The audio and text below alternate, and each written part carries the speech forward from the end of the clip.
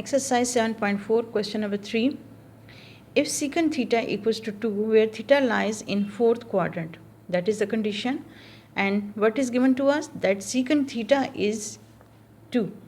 The value of the secant theta is 2 and the condition is that theta lies in the fourth quadrant and we have to find the other values of the trigonometric ratios. To find the solution, first of all I am going to draw the xy plane. In the xy plane, the theta lies in the fourth quadrant. So according to the given condition, I have drawn the theta in fourth quadrant. So to complete the right angle triangle, I have drawn the perpendicular over here. Okay. So it will be your base, because when we are going to draw the perpendicular, then 90 degree will be over here. The opposite side of the right angle, it will be called the hypotenuse, and the adjacent sides of the theta and 90 degree, it will be called the base, and the opposite side of the theta, it will be the perpendicular. So according to these conditions, we can find the sides. As we know that the trigonometric ratios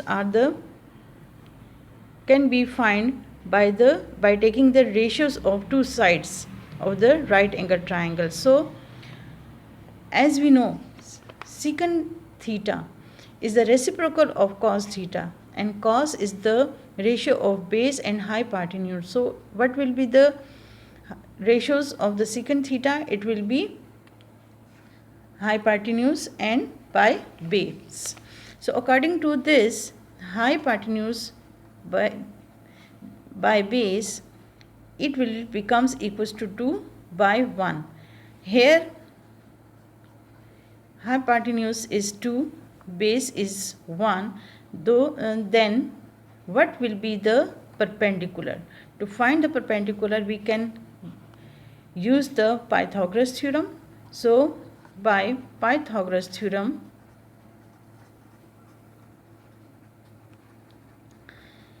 we can find the third side. So according to the Pythagoras theorem, we know that hypotenuse square is equals to the square of base plus square of perpendicular. According to the values, you can put the values over here. 2 square, base is 1. Now we can find the perpendicular by opening the square of 2 and 1, we will get 4 equals to 1 plus p square. Shift the 1 to the left hand side. 4 minus 1, 1 minus 1 plus p square. So we will get 3 equals to p square. By taking the square root on both sides, what will we get?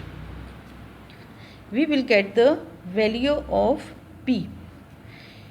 Plus minus under root 3 equals to p, or we can write p equals to, yes, here is the question, what will be the sign of the perpendicular? As we know, in the fourth quadrant we are having negative axis y, and this perpendicular will be also negative.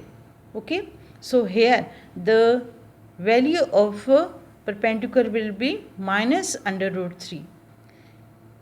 See, it is negative axis. Okay, according to this, we are having the perpendicular minus under root 3, and we have to write over here that theta lies in fourth quadrant.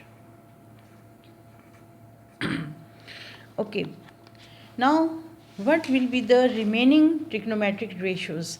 As we have find the sides of these all right angle triangle, here base is 1, hypotenuse is 2, the value of hypotenuse is 2, and the perpendicular, with the help of Pythagoras theorem, we have minus under root 3. So what will be the remaining trigonometric ratios? So you have to write trigonometric ratios.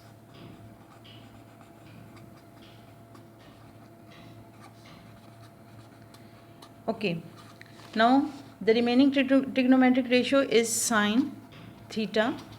It is the ratio of perpendicular and hypotenuse. Next is cos theta. It is the ratio of base and hypotenuse.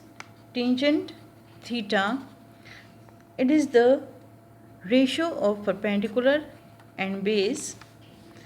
And the reciprocal of sine theta is cosecant theta. So inverted h by p, and the reciprocal of cos as that is given, so there is no need to write it again. So we are going to find the reciprocal of tangent theta, that is cotangent theta. So b by p. Now you have to put the values. The perpendicular is minus under root 3, hypotenuse is 2, base is 1, hypotenuse is 2. Perpendicular is minus under root 3, the base is 1. So its mean it will be minus under root 3. Hypotenuse is minus 2, perpendicular is under root.